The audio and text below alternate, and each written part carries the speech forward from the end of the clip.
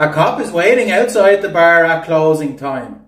He knows it's easy pickings for DUIs as the bar closes. Sure enough, right at 2 a.m, a man stumbles out to his car. As soon as he pulls out onto the street, the cop pulls him over. He asks the man, "Sir, how much have you had to drink tonight?"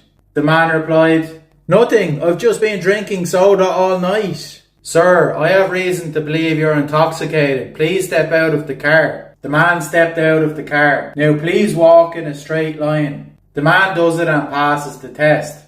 Then the cop does a breathalyzer test. The man passes. "I don't get it. I watched you stumble out of the bar and fumble around before you drove off. Yet here you are stone cold sober. What happened?" The man replied, "Oh, tonight I'm the designated distraction." A guy goes to Las Vegas and loses all his money. He doesn't have enough for a cab but flags one down anyway. He told the driver, "I have no money but I will give you my phone number and pay you back next time." "Get the fuck out of my cab." Sometime later he goes back to Las Vegas and wins big. He goes to get a cab and sees there's a long line of cabs with the man who kicked him out last time at the end of the line. He thought about getting revenge on the driver, so he gets in the first cab. "How much is it to the airport?" $15. "Great, how much is it for a quickie on the way there?" "Get the fuck out of my cab." He got in the next cab and said, "How much to the airport?" $15. "Great, how much is it for a quickie on the way there?" "Get the fuck out of my cab." He does this in each cab and gets kicked out every time until he gets to the end of the line. "Hi, good to see you again. How much to the airport?" $15. "Here's your money, let's go." As they leave, the man smiles and gives a thumbs up to all the other drivers in the line. "Did you check the victim's pulse?" "No, I did not." "Did you check if the victim's breathing had stopped?" "No, I did not." "Did you check for any signs of any brainwave activity?" "No, I did not." "Then how do you even know the victim is dead?" "Well, his brain is in a jar on my desk right now, but for all I know, he might be out practicing law somewhere." All of the passengers on a plane are seated and ready for takeoff. The pilot and co-pilot are late. The crew and passengers are getting frustrated. Suddenly the co-pilot boards wearing dark glasses waving around a mobility cane. The passengers feel uneasy. A few minutes go by and the pilot boards wearing dark glasses waving around a mobility cane. Concerned, one of the passengers asked the flight attendant, "Are the pilot and co-pilot blind?" The flight attendant replied, "Yes, they are blind, but they are one of the best pilot and co-pilots we have." The plane starts moving forward on the runway. It's getting faster and faster, but still hasn't lifted off the ground. "Are they going to take off?" "We're getting closer and closer to the end of the runway." All of the passengers panic and begin to scream. Finally, the plane takes off and starts to gain altitude. The pilot and the co-pilot turned towards each other and the co-pilot said, "All of these years flying together, imagine if no one screamed. We'd be fucked." "Are you going into the pub, young man?" "Yes, I am." "You should be ashamed of yourself, young man. Drinking is a sin. Alcohol is the blood of the devil." "How do you know this, sister?" "My mother superior told me." "But have you ever had a drink yourself? How can you be sure that what you are saying is right?" "Don't be ridiculous. Of course I have never taken alcohol myself." "Then let me buy you a drink. If you still believe afterwards that it is evil, I will give up drink for life." "How could I, a nun sitting inside this public house drinking?" "I'll get the bartender to put it in a plastic cup for you, then no one will never know." "Hi bartender, a pint for me and a triple vodka on the rocks." "Oh, and could you put the vodka in a plastic cup?" "Oh no, it's not that nun again, is it?" A man tells his therapist, "I recently got divorced." The therapist said, "Tell me more." "Well, on my birthday I went down for breakfast hoping my wife would say happy birthday and have a small present for me. She barely even said good morning, let alone happy birthday. The kids then came down for breakfast and didn't say a word. So when I left for work I felt pretty low. As I walked into my office, my hot boss Sam said good morning and happy birthday. At that point I felt a little better. A while later Sam invited me out to a birthday lunch. We went out together and enjoyed a nice meal and some fine wine. She then suggested we don't go back to work and go back to her place. I agreed. Arriving at her house, Sam said, "If you don't mind, I'm going to step into the bedroom just for a moment." "Okay," I nervously replied. A few minutes later she came out of her bedroom carrying a huge cake followed by my wife, my kids and dozens of my friends and co-workers all singing happy birthday, and I just sat there on my sofa naked. Case 114, custody battle over a child. Okay, let's begin. Miss, why do you feel you deserve custody? I brought that child into this world. My child literally came out of me. That's why I deserve custody. That is a simple and logical reason. It makes sense. Sir, why do you feel you deserve custody? Judge, do you like Coca-Cola? Yes. Okay, let me explain it to you this way. If I put money into a Coke machine and a Coke pops out, is it mine or the machine's? A young law student, having failed his exam, asked his professor, "Sir, do you really understand everything about this subject?" "Actually, I probably do, otherwise I wouldn't be a professor, would I?" "Okay, I would like to ask you a question. If you can give me the correct answer, I will accept my marks as it is. If you can't give me the correct answer, however, you'll have to give me an A." "Alright, what's the question?" "What is legal but not logical, logical but not legal, and neither logical nor legal?" The professor thinks and thinks but cannot crack the answer. Finally, he gives up and changes the student's failing grade to an A. All afternoon, the professor racks his brain over the question. What is legal but not logical, logical but not legal, and neither logical nor legal? You are 75 years old, married to a 21-year-old woman. That is legal but not logical. Your wife has a 17-year-old lover. That is logical but not legal. And your wife's lover failed his exam, but you gave him an A, which is neither logical nor legal. So, how did you die? Well, I was on the 8th floor of my flat when I saw a guy trying to enter the 6th floor through the balcony. So I took my fridge and threw it at him. Then the exertion caught up with me and I had a heart attack and died. Okay, you can go through. So how did you die? Well, I was doing yoga on the 6th floor of my balcony and slipped and was hanging on the balcony. Then some idiot took a fridge and threw it at me. I died instantly. Okay, you can go through. And you, how did you die? Well, I was robbing the 8th floor when I heard someone entering and hid in the fridge. Then some idiot took the fridge and threw it on the ground. Case 114, custody battle over a child. Okay, let's begin. Miss, why do you feel you deserve custody? I brought that child into this world.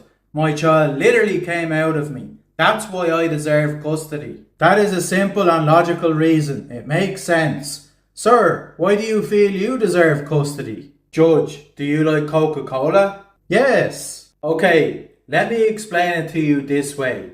If I put money into a Coke machine and a Coke pops out, is it mine or the machine's? Bless me, Father, for I have sinned. I almost had an affair with another woman. What do you mean almost? Well, we got undressed and rubbed together, but then I stopped. Rubbing together is the same as putting it in. You're not to see that woman again. For your penance, say 5 Hail Marys and put $50 in the poor box. Hey, I saw that. You didn't put any money in the poor box. Yeah, but I rubbed the $50 on the box and according to you, that's the same as putting it in. A blonde boards a plane flying economy. Once the plane has taken off, she gets up and goes to the first class section and sits down. One of the cabin crew approached her and politely said, "Miss, this is a first class seat and you've only paid for an economy seat. I must kindly ask you to move to the seat you paid for." The blonde announced, "I'm young, I'm beautiful, I'm flying to Los Angeles and I want to fly first class, so I'm not moving." The attendant retreats. Then the cabin chief approached the woman and said, "Madame, please return to the seat you paid for. I'm young, I'm beautiful, I'm flying to Los Angeles and I'm not moving." The cabin chief speaks to the co-pilot. The co-pilot said, "Don't worry, I'm married to a blonde. I know how to speak to them." He approached the woman and whispered something in her ear. The blonde promptly got up and moved. "What the hell did you say to her?" The co-pilot replied, "Well, actually it's quite simple. I told her first class isn't going to Los Angeles. Only economy is." "Oh, hello officer, was I driving over the speed limit?" "Sir, are you aware there are penguins in the back seat of your car?" "Yep, they're my penguins, they belong to me." "Sir, I'm afraid this is unacceptable. I need you to take them to a zoo immediately." "Okay officer, I'll take them right away." "Oh, hello again officer." "Well, hello again sir. I see there are penguins still in the back seat of your car and they're wearing Hawaiian shirts and sunglasses. What's going on? I thought I told you to take them penguins to the zoo. Yes, I did, officer. And today I'm taking them to the beach. An old man literally wanted to die with his money. He gave a third of it to a priest, another third to a doctor, and the last third to a lawyer. After his death at the man's funeral, the priest put a bag in the man's coffin. The doctor then proceeded to put a bag in the man's coffin as well. Then the lawyer put a bag in the coffin as well. After the service, they all started chatting to each other. The priest said, I have to confess I spent some of the money. I gave it to the orphanage so that some hungry kids would not starve. Then the doctor said, I admit that I spent some of the money too. One of my patients needed surgery and could not afford it, so I spent the money to save his life. The lawyer looked at them and said, How could you? You have betrayed a man's last and dying request. The priest and doctor looked at the lawyer and asked, So your bag had all the money he entrusted you with? Damn right.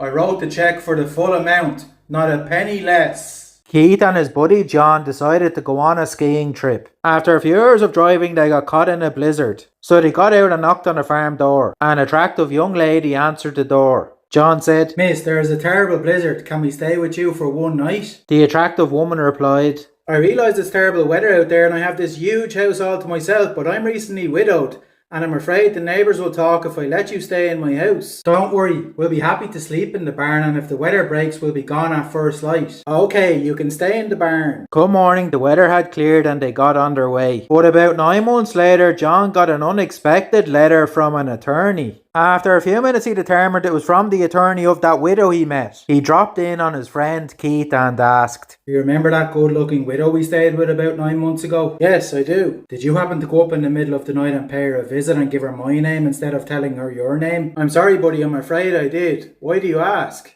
Well, she just died and left me everything. A young woman who had lost her job and her house decided to end it all. A young man saw her and called out, Don't do it. What's wrong? I lost my job and my house. Okay, here's the thing. I'm a crew member that leaves on a ship for Europe tomorrow morning. How about you come with me on the ship? I'll bring you food and drink every night. I keep you happy. You keep me happy. You know what I mean? The man was handsome, so the woman agreed. The next morning he hid her in one of the lifeboats on the ship. About a week later, the captain was doing his rounds and found the woman in one of the lifeboats. The captain looked down and asked, What the hell are you doing here? The woman said, I get to go to Europe. One of the crew members brings me food and drink every night, and in return he gets to screw me. The captain shook his head and said, He sure does, sweetheart. This is Sydney Harbour Ferry. How much amount of milk does your cow produce? Which one? Black one or white one? Black one. 2 litres per day. And the white one?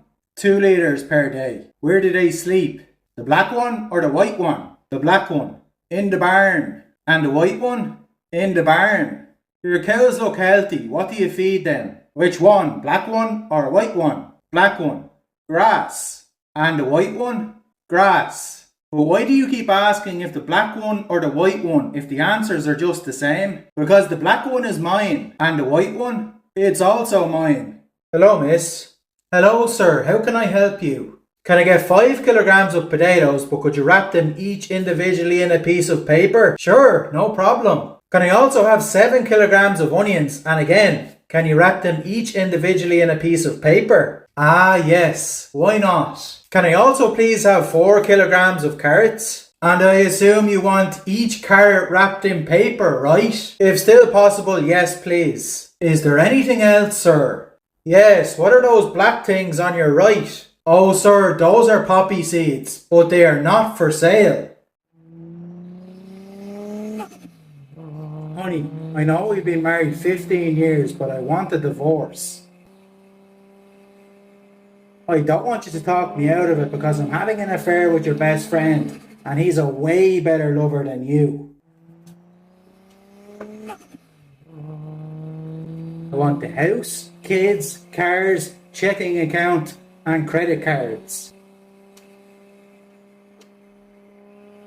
Is there anything you want? No, I have everything I need. What's that? The airbag.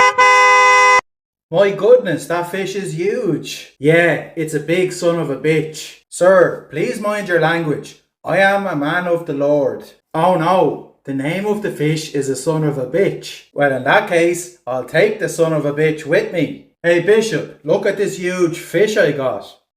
That's quite a fish. I know, maybe we can cook the son of a bitch later. I've worked with you for years and I've never heard you use such language. Oh, the name of the fish is a son of a bitch, so it's quite fine. Is that so? Well, the Pope is visiting. We can have this son of a bitch for dinner. This son of a bitch is delicious. I've never had a son of a bitch this good. You know, you motherfuckers are alright. Bless me, Father, for I have sinned. Speak, my child.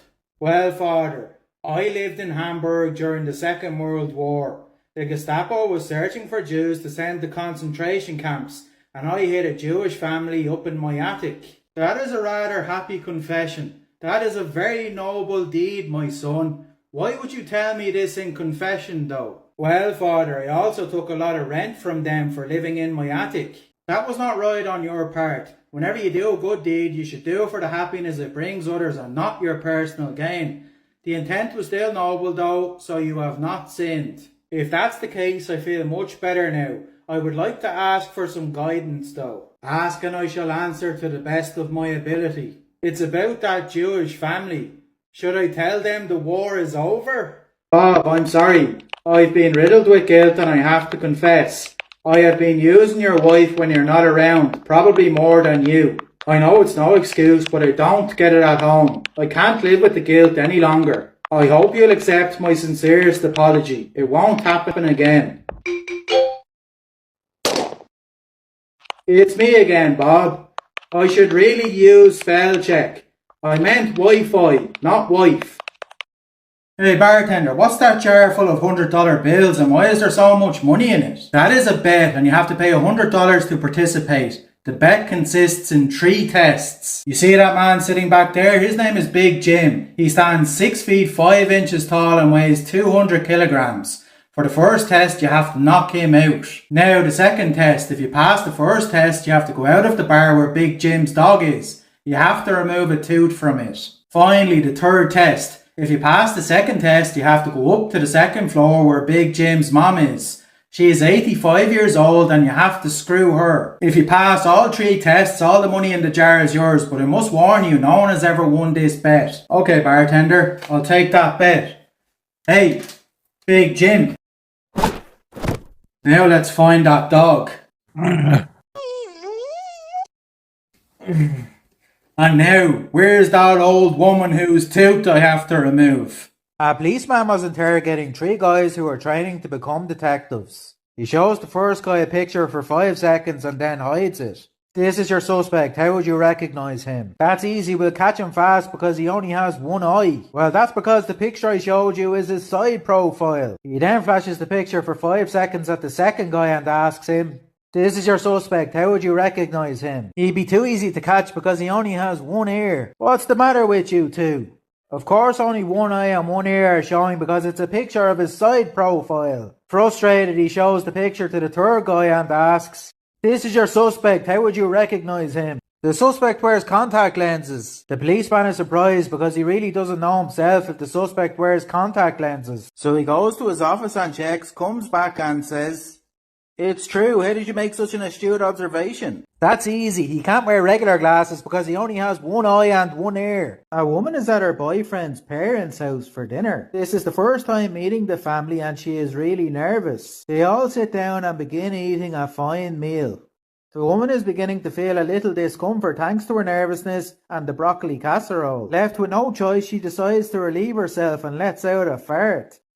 It wasn't loud, but everyone at the table heard it. Then her boyfriend's father looked over at the cat who had been sleeping at her feet and said in a rather stern voice, Bubbles. This is great, she thought. She let a much louder fart rip. The father again yelled, damn it, Bubbles. The woman smiled and thought, yes.